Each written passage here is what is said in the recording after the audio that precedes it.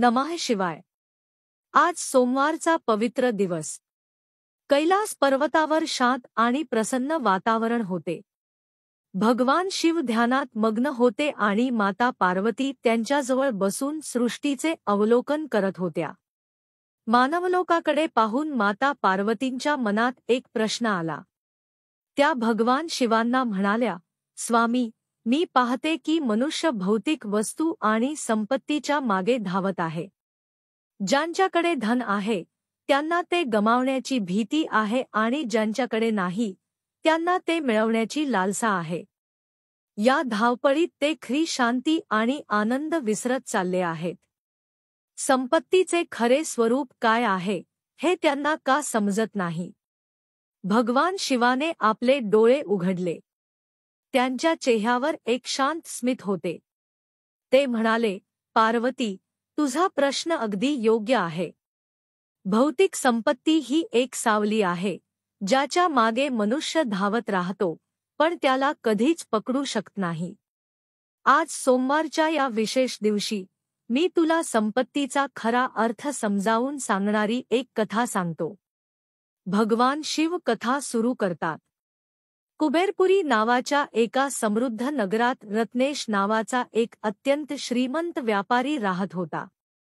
त्याच्याकडे सोन्याचांदीच्या मोहरा, हिरेमाणके आणि धान्याने भरलेली अनेक गोदामे होती। त्याला आपल्या संपत्तीचा प्रचंड गर्व होता। तो माणसाची किंमत त्याच्या कपड्यांवरून आणि त्याच्याकडे असलेल्या धनावरून ठरवत असे। पण संपत्तीसोबतच त्याच्या मनात एक भीती कायम होती, आपली संपत्ती कधीतरी कमी होईल।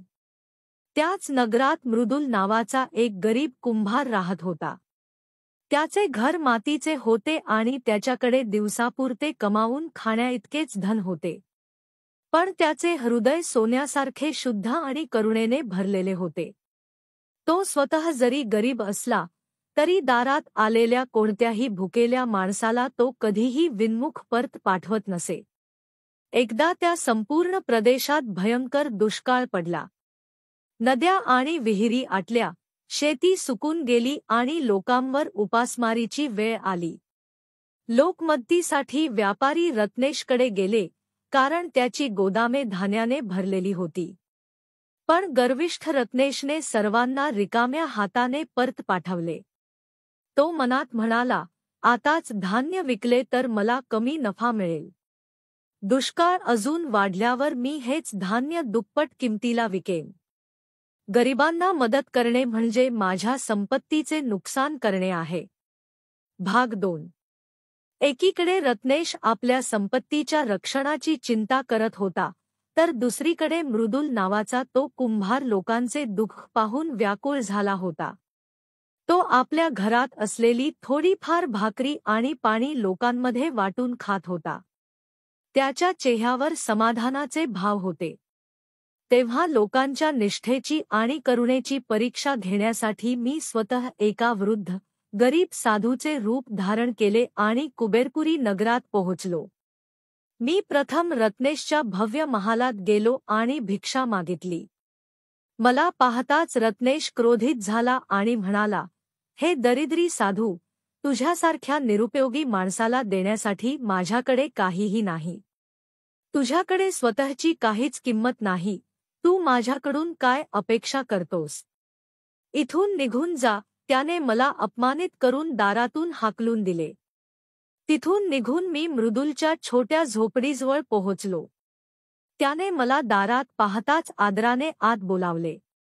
घरात पाहतो तर त्याच्याकडे स्वतःसाठी ठेवलेली शेवटची एकच भाकरी होती। क्षणभराचाही विचार न करता त्याने ती भाकरी अत्यंत आदराने आणि प्रेमाने माझ्यासमोर ठेवली आणि म्हणाला, महाराज, आज माझ्याकडे आपल्याला देण्यासाठी फक्त एवढेच आहे। कृपया याचा स्वीकार करा। त्याच्या डोळ्यांतील निस्वार्थ भाव आणि हृदयातील करुणा पाहून मी प्रसन्न झालो। मी ती भाकरी हातात घेताच त्यातून एक दिव्य प्रकाश प्रकट झाला आणि मी माझ्या मूळ रूपात प्रकट झालो। हे पाहून मृदुलचे डोळे आश्चर्याने आणि भक्तीने भरून आले। तो माझ्या चरणांवर नतमस्तक झाला। मी रत्नेशला कोणताही शाप दिला नाही, पण मृदुलच्या निस्वार्थ सेवेवर प्रसन्न होऊन मी त्याला एक वरदान दिले. मी त्याला संपत्ती किंवा सोन्याचांदीचे वरदान दिले नाही, तर एक असे मातीचे पात्र दिले, जे भुकेलेल्यांसाठी नेहमी अन्नाने भरलेले राहील. ही बातमी संपूर्ण नगरात वायासारखी पसरली. लोकांना समजले की खरा श्रीमंत कोण आहे. सर्वजण मृदुलचा आदर करू लागले आणि रत्नेशकडे द्वेषाने पाहू लागले. रत्नेशचे धान्य गोदामात पडून सडून गेले, पण कोणीही ते विकत घेतले नाही. अखेरीस रत्नेशकडे सोनेचांदीचे ढिगारे होते, पण सन्मान आणि शांती नव्हती. तो एकटा पडला. तेव्हा त्याला आपली चूक समजली. त्याला कळले की खरी गरिबी धनाचा अभाव नसून करुणेचा अभाव आहे. तो माझ्या मंदिरात येऊन खूप रडला आणि त्याने आपले उरलेले जीवन लोकांच्या सेवेत घालवण्याचा संकल्प केला. भाग 3. भगवान शिव आपली कथा पूर्ण करून माता पार्वतींना म्हणाले. पाहिलंस पार्वती, रत्नेश त्या माणसासारखा होता, ज्याच्याकडे मौल्यवान ग्रंथांचे एक मोठे ग्रंथालय होते, पण त्याला वाचताच येत नव्हते. त्याच्याकडे संपत्तीचे स्वरूप होते, पण त्याला तिचे सार कधीच कळले नाही. याउलट मृदुल त्या माणसासारखा होता, ज्याला धर्मग्रंथातील फक्त एक श्लोक माहीत होता, पण तो आपले संपूर्ण जीवन त्या एका श्लोकानुसार जगला. खरा आनंद वस्तू जमवण्यात नाही, तर निस्वार्थ भावनेने त्यांचे दान करण्यात आहे. निवेदक. भक्तांनो, भगवान शिवाने सांगितलेल्या या सोमवारच्या विशेष कथेतून आपल्याला 3 महत्त्वपूर्ण शिकवणी मिळतात. पहिली शिकवण. तुमची खरी संपत्ती तुमच्या तिजोरीत नाही, तर तुमच्या चरित्रात आणि तुमच्या कर्मात असते. धन आज आहे, उद्या नाही, पण तुमचे सत्कर्म नेहमी तुमच्यासोबत राहते. दुसरी शिकवण. शुद्ध आणि निस्वार्थ मनाने तुम्ही जे दान करता, तीच एक गोष्ट कायमस्वरूपी तुमची राहते. जमा केलेली संपत्ती इथेच राहते, पण दिलेले दान पुण्य बनून तुमच्या आत्म्यासोबत जाते. तिसरी शिकवण.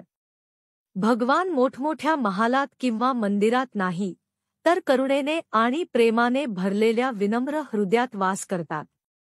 जिथे सेवा आहे, तिथेच शिव आहे. म्हणून या सोमवारच्या दिवशी आपण संकल्प करूया की संपत्तीच्या मागे न धावता आपण आपले चरित्र आणि आपले कर्म श्रेष्ठ बनवू. नमः शिवाय.